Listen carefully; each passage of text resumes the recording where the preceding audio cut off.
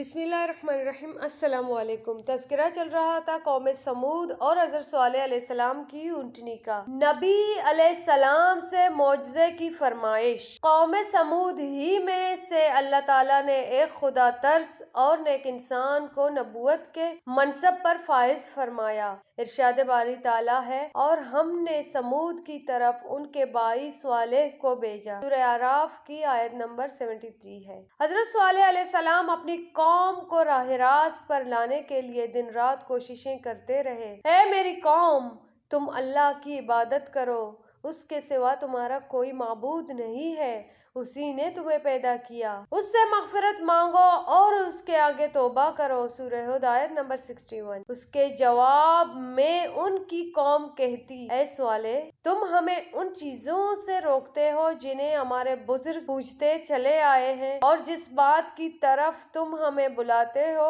اس میں ہمیں قوی شبہ ہے۔ سورہ ہود آیت نمبر 62۔ حضرت صالح علیہ السلام جوانی کے زمانے سے قوم کو دین کی دعوت دیتے ہوئے بوڑھے ہو گئے۔ چنانچہ ایک دن قوم کے سرداروں نے حضرت صالح علیہ السلام سے کہا کہ اگر تم واقعی اللہ کے سچے رسول ہو تو ہماری فلاں پہاڑی جس کا نام کاتبہ ہے، اس کے اندر سے ایک ایسی اونٹنی نکال دو جو 10 ماہ کی گابن اور قوی و تندرست ہو۔ قرآن کریم میں ارشاد باری تعالیٰ ہے، وہ کہنے لگے، تم جادو زدہ ہو، تم اور کچھ نہیں، بس ہماری ہی طرح کے آدمی ہو، اگر سچے ہو تو کوئی نشانی پیش کرو۔ سورہ شعراء آیت نمبر 153 تا 154۔ یعنی انہوں نے اپنے نبی علیہ السلام سے معجزے کی فرمائش کر دی۔ حضرت صالح علیہ السلام نے ان سے عہد لیا کہ اگر میں تمہارا یہ مطالبہ پورا کر دوں تو تم سب ایمان لے آؤ گے۔ جب سب نے عہد کر لیا تو حضرت صالح علیہ السلام اللہ کے حضور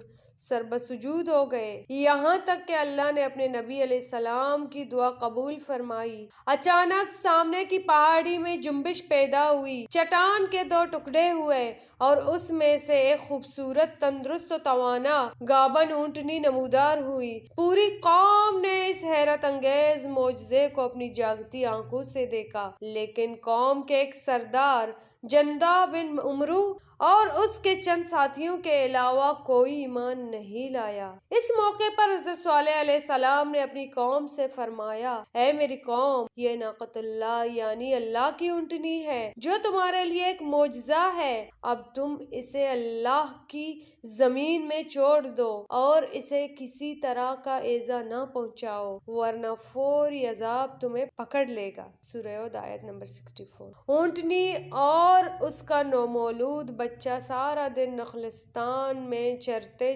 رہتے۔